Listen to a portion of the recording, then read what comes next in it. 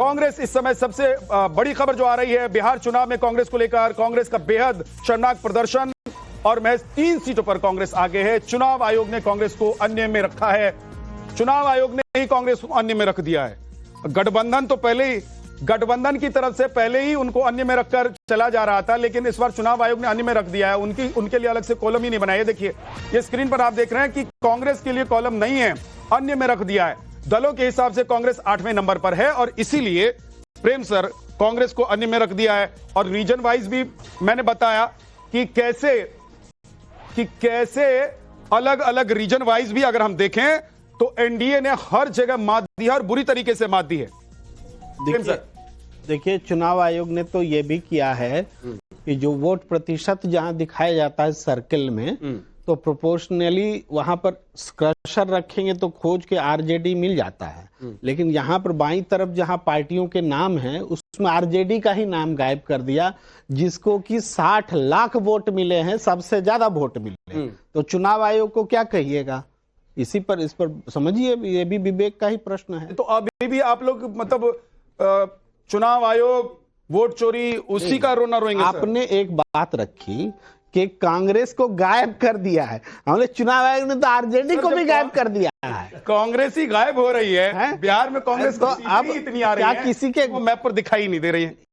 अमित आप कुछ बोलना? 8 लाख वोट ला करके आरजेडी गायब हो गई चुनाव आयोग। समझ में नहीं आ रहा है कि कम से कम उस दिन, जिस दिन मैंडेट आया उस दिन तो स्वीकार कर लेना चाहिए भाई, जीत रहे थे या अच्छे नंबर आ रहे थे तो जनता साथ में थी। जहां गड़बड़ होता है, मुझे लगता है, देखिए प्रेम जी आप भी घूमे हैं बिहार, हम भी घूमे हैं, कम से कम ये तय था कि निगेटिविटी नहीं थी, पॉजिटिव था, एकदम साफ दिख रहा था कि सरकार बनेगी और सरकार जो एनडीए की सरकार बनेगी। नीतीश कुमार का चुनाव है, नीतीश कुमार के पक्ष की बात थी। अमित जी अभी जो बात हुई उस पर मेरी टिप्पणी जो थी, कौन सी नाजायज है टिप्पणी वो बताइए। वो बात नहीं, लेकिन मैं बोल रहा हूँ कुछ पूछना पूछिए। वोट चोरी वाली बात हो रही है, मुझे कहीं नहीं ऐसा लग रहा है। और वोट चोरी, आप भी पूरे बिहार घूमे, कोई एक व्यक्ति आया हो जो आपको कहा हो कि मेरा वोट कट गया?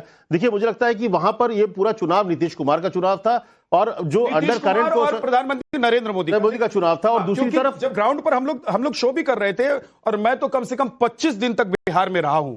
अच्छा, नीतीश कुमार का कितना वोट बढ़ गया बताइए? कितना वोट बढ़ा है नीतीश कुमार का? 18% तब भी मिल रहा था, अब भी मिल रहा है। और कितनी सीटों पर लड़े थे? वही तो कह रहे हैं, कितनी सीटों पर लड़े थे?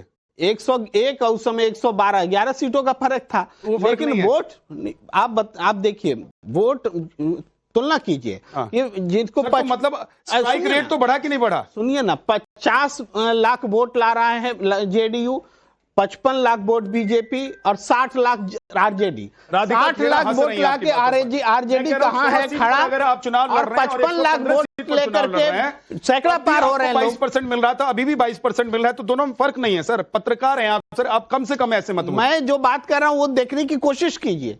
60 लाख वोट लेकर के आरजेडी के पास फिगर नहीं है, पिछले बार 55 लाख वोट लेकर के जिसके पास में जबरदस्त फिगर है, 87%। देखिए पिछले बार अगर यही ये जादू, इसी जादू में सब कुछ खोजने की जरूरत है। पिछले बार चिराग अगर साथ हुआ होता तो ये हालत पिछले बार जेडीयू की नहीं होती। एक बड़ी खबर आ रही है, जल्दी से अपने दर्शकों को बताते हैं अमित, फिर वापस आएंगे। बिहार में एनडीए का रिकॉर्ड तोड़ प्रदर्शन है, 2010 के आंकड़ों को तोड़ सकती है एनडीए।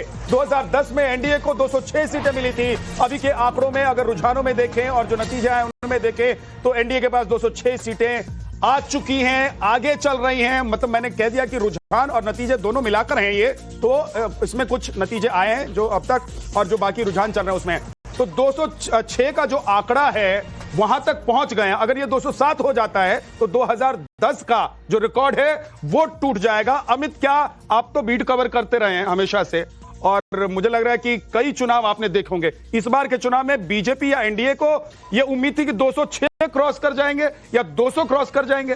देखिए दो चीजें कहूंगा, मुझे लगता है कि हम लोग एंटी इनकम्बेंसी की बात हमेशा करते हैं, लेकिन प्रो इनकम्बेंसी जो होता है, पहली बार जब आप गुजरात में नरेंद्र मोदी थे तब लगा था कि सरकार लगातार कैसे जीत रही है, अच्छे काम करने के लिए जो वोट परसेंट, क्योंकि हम लोग एक मानते आए हैं कि अगर वोट परसेंट बढ़ता है मतदान में तो वो हमेशा सरकार के खिलाफ होता है। लेकिन बीजेपी ने इस बात को पलट दिया, हमेशा जहां जहां बीजेपी की सरकारें रही वहां लंबे वक्त तक बीजेपी सरकार रही और वोट परसेंट बढ़ा है। लेकिन इस बार अगर देखिए तो चुनाव में जो जातीय समीकरण था वो भी बीजेपी और एनडीए के पक्ष में था, क्योंकि जो कम से कम 6% जो पासवान वोट था वो इनके साथ जुड़ गया था, जिसका नुकसान पिछले बार हुआ था। तो जातीय समीकरण भी इनके पक्ष में था और नीतीश और मोदी मोदी का। और देखिए 2020 और 2025 के चुनाव में जो बेसिक फर्क है ये है कि 2020 में नीतीश को लेकर नाराजगी थी, लेकिन इस बार कोई नाराजगी नहीं थी। आप भी घूमे हैं, मैं भी घूमा हूं, कोई नाराजगी नहीं थी। डबल इंजन की सरकार पर लोगों को भरोसा था। और दूसरी बात, जो हर घर से नौकरी की बात तेजस्वी ने की, उसका ब्लूप्रिंट उनके पास नहीं था। भाई करीब 3 करोड़ परिवार है, 3 करोड़ जॉब वो कैसे देंगे सरकारी जॉब? ये एक बड़ी वजह थी अमित, क्योंकि ग्राउंड पर जब आप जाते हैं वहां पर बात मुझे समझ में नहीं आया कि तेजस्वी ने इतना बड़ा वादा, और ऐसा वादा जिसे सुनकर ही, समझकर ही, देखकर ही लोगों को ऐसा लग रहा था कि ये फर्जी है, और लोग खुलकर कह रहे थे कि भाई ये वादा फर्जी है। अगर कार्यकर्ता और नेताओं को छोड़ दे जो आरजेडी के वादा तो उसके, जी सर, वादा तो सारे नेताओं का फर्जी ही होता है। बहुत कम वादे जो है पूरा किए जाते हैं, लेकिन आपने ये अच्छी बात कही आपने, ये चुनाव जो है अच्छी बात कही आपने। हाँ। शर्मा जी, आपने अच्छी बात कही कि वादे फर्जी होते हैं, लेकिन बीजेपी वादों को डिलीवर करने के लिए जानी जाती है, और हाँ, बीजेपी ने दिखाया है करके। नौकरी नहीं आया, फिर अब ऐसे बात करें तो जुमला, हाँ ये जुमला नहीं था, महाजुमला था। अच्छा। तेजस्वी जी का आप महाजुमला कह सकते हैं, बट जुमला तो एक सर बड़ी खबर आ रही है, बड़ी खबर आ रही है, बिहार चुनाव से जुड़ी बड़ी खबर है। बड़ी खबर यह है कि दोपहर 3 बजे तक रुझानों में बीजेपी को 95 सीटें, 95 सीटें मिल रही थी, और रुझानों में जेडीयू को 82 सीटें मिल रही थी, एलजेपीआर को 20 सीटें मिल रही थी, और रुझानों में आरजेडी को महज 25 सीटें मिल रही थी। ये 3 बजे का जो इलेक्शन कमीशन का डेटा है जो ऑनलाइन, और ये वो डेटा है जिसको आप ये नहीं कह सकते हैं कि किसी ने जल्दबाजी में ये डेटा दे दिया है। ये उसका डेटा है, इसलिए मैंने बताया कि अब से थोड़ी देर पहले, यानी कि 13 मिनट पहले तक का जो डेटा इलेक्शन कमीशन की तरफ से अपडेट किया गया है वो है, और ये बदल रहा है, बढ़ रहा है, कहीं घट रहा है, लेकिन इतनी तेजी से नहीं बढ़ रहा है ना घट रहा है। आपने कहा कि चुनाव जो है नीतीश कुमार के चेहरे पे लड़ रही थी, बात सही है, नीतीश कुमार तो चुनाव लड़ रहे के चेहरे पर सर, लेकिन साथ में मोदी और नीतीश लड़ कुमार रहा था। हाँ। केजरीवाल भी लड़ रहे थे। फ्री बीज 125 मिनट आप लोगों से बड़ा तो किसी ने नहीं इस बार ऑफर किया ना। केजरीवाल नहीं थे, लेकिन उनकी आत्मा तो तब बिहार में थी। फ्री बीज 10,000 रुपया। आप जो झारखंड देख लो, शिबू सोरेन कैसे जीते, आपने देखा कि कैसे महाराष्ट्र, हरियाणा, जहां पे एग्जिट पोल जो है वहां पे फेल हुआ, क्या वजह थी? यही तो थी, फ्री बीज। और ये फ्री बीज है, ये किस पे लोड पड़ने वाला है? ये जहां से पैसे दे गया, चुनाव जो है रातों रात जो बदला है, और इस तरह वो कहीं ना कहीं 10,000 रुपया, चाहे सो घूस कह लीजिए, चाहे जीविका दीदी कह लीजिए, चाहे बहन लाडली योजना कह लीजिए, अलग अलग राज्यों में अलग अलग योजना, नाम बदल गए, काम वही है, केजरीवाल फ्री बीज।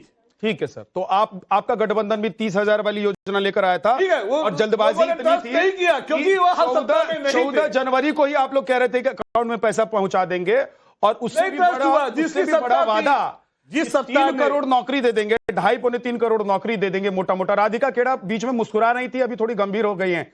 राधिका, कांग्रेस के नेता मान रहे हैं कि मुफ्त की जो योजनाएं थी वो सब फर्जी थी। क्या आप लोगों ने भी फर्जी योजनाएं ही चलाई, वादे फर्जी किए,